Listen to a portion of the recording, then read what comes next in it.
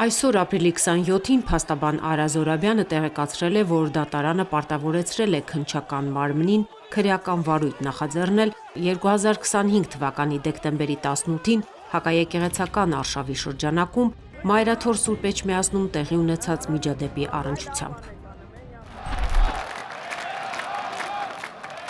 Հիշեցնենք, որ 2025 թվականի դեկտեմբերի 17-ին վարչապետ Նիկոլ Փաշինյանի հետ հանդիպած եպիսկոպոսները հանդես էին եկել հայտարարությամբ, քաղաքացիներին կոչ անելով հաջորդ օրը հավաքվել Մայրաթոռում եւ պահանջել Ամենայն Հայոց կաթողիկոսի հրաժարականը։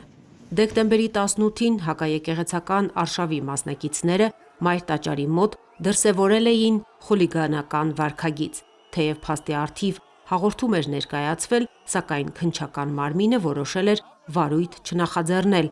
ինչին կողմ էր արտահայտվել նաև դատախազությունը, սակայն Արմավիրի մարզի առաջին ատյանի ընդհանուր իրավասության դատարանը դատավոր Սերժ Ռուշանյանի նախագահությամբ բավարարել է ներկայացված բողոքը։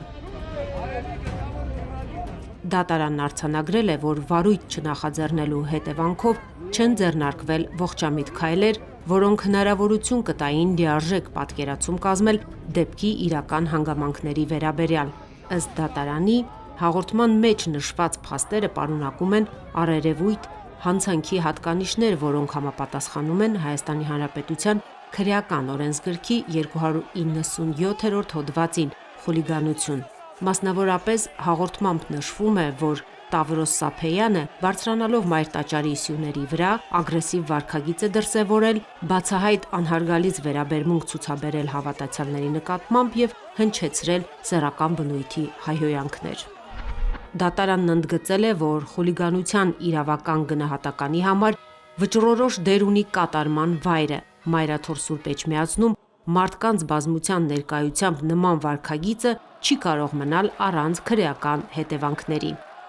Այսպիսով, դատարանի որոշմամբ քննչական մարմինը պարտավոր է նախաձեռնել քրեական վարույթ եւ իրականացնել լիարժեք նախաքննություն։